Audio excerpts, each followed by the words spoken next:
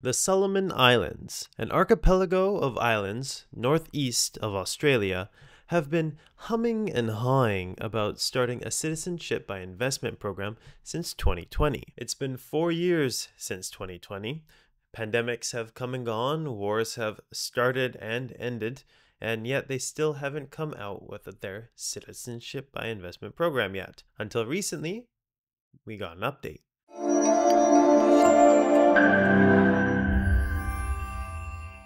Hello, my name is Tristan, the Yonderpreneur.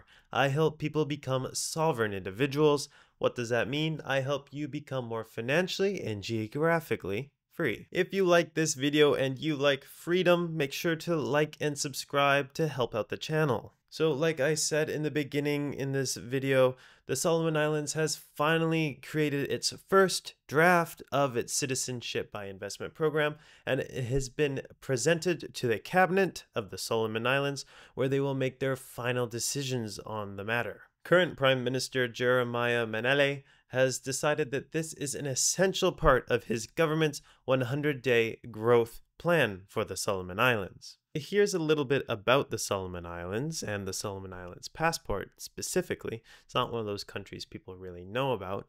The passport is ranked 34 on the passport index, just below Serbia and right above Taiwan. So it's actually quite strong. With the Solomon Islands passport, you have visa-free access to the Schengen area in Europe. You have access to Malaysia, the Philippines, most of South America, as well as Canada, which is not super common in citizenship by investment countries. The Solomon Islands has not yet announced how this program or the structure will work, whether it's just donation or it could be real estate investment.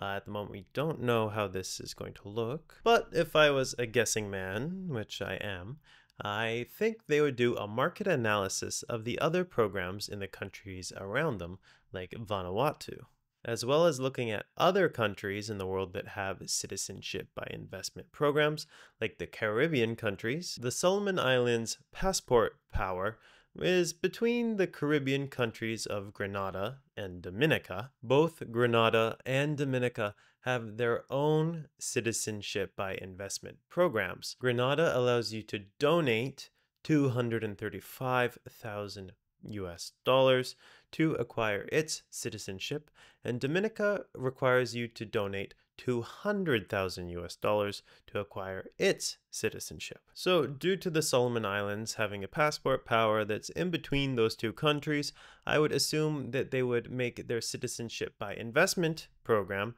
somewhere in between those two countries as well. So my real guess would be it would be about $200,000. Some people in this citizenship by investment space are suggesting it might be as low as $100,000, but I don't see that being very realistic. Just before I move on to my next point, I think it would be wise for the government of the Solomon Islands to use this citizenship by investment program to bolster their tourism sector. The Solomon Islands, although I have not been there, have been described as gorgeous, as tropical paradises. The Solomon Islands is only a quick trip away from Fiji, which receives a massive amount of tourists every single year, compared to the Solomon Islands, that is one of the least visited countries in the entire world.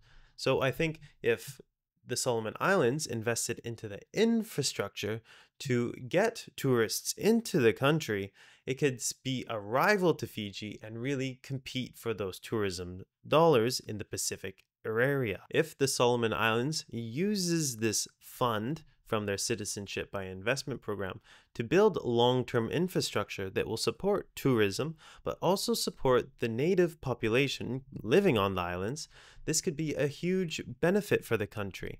I've seen some people on X already critical of the program just because they live in Western nations where they don't understand that a few $100 million can go a really long way in countries that have this small population. So although we don't have all the details around the Solomon Islands citizenship by investment program as of yet, I think it is fair to make assumptions based on the current citizenship by investment programs that are currently available today on the market. We will continue to follow the progression of this new citizenship by investment program at Yonderpreneur, so make sure to subscribe to see any new videos we make in the future pertaining to it. As always, I thank you very much for watching this video, and I will see you in the next one.